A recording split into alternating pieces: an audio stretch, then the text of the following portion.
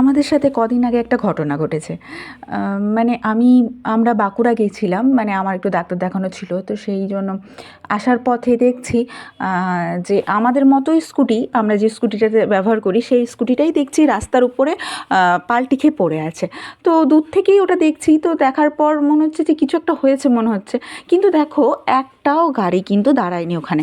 ঠিক আছে? ওই স্কুটিটাই শুধু রাস্তার উপরে দেখলাম। তারপর যখন আরও কাছে গেলাম তখন দেখছি একটা লোক আস্তে আস্তে ওই রাস্তার সাইড থেকে উঠে দাঁড়াচ্ছে। মানে আমি বুঝতেই পারলাম উনি হয়তো যাই হোক যেভাবে হোক পড়ে গেছেন, স্কুটিটা পাল্টি খেয়ে পড়ে গেছেন, যাই হোক। তো আমরা যখন তখন স্লো হয়ে গেছি আমরা, তো দেখলাম নাক থেকে মুখ থেকে অনেক রক্ত পড়ছে।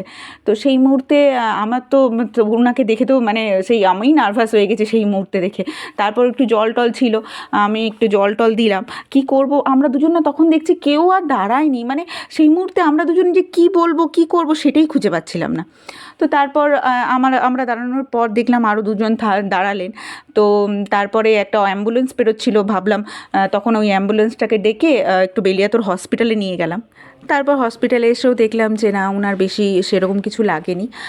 উনি সুস্থই আছেন, একটু কাটাছেঁড়া গেছে আর কি। তো যাই হোক, সবথেকে বেশি অবাক করা জিনিস হয়েছিল যে উনি পড়ে আছেন। তো উনার ওই টাইমে আমরা মানে কী করব তখন একটু হতবাক হয়ে গেছিলাম। কিন্তু সেই টাইমে কোনো কেউ দাঁড়ায়নি। মানে এইটা একটু অবাক লাগছিল। এই ঘটনা উনার সাথে ঘটেছে বলে আমাদের সাথে কখনো ঘটবে না সেটাও তো নয় না। কিন্তু এই টাইমেই তো মানুষদের দরকার। যদি পাশে না দাঁড়ায় তাহলে কী করে কী হবে? তো যাই হোক, যে করেই হোক উনি একদম সুস্থ হয়ে গেছেন। একটা অ্যাম্বুলেন্স এসে দাঁড়ালো বলেই সুবিধাটা হলো। তারপর বেলিয়াতোড় হসপিটালে বললাম যে নিয়ে যান, তাহলে ঠিক হয়ে যাবে।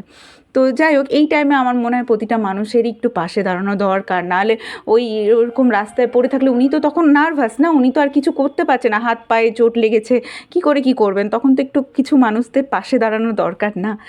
যাই হোক, আজকে মনে হলো তোমাদের সাথে এটা শেয়ার করি।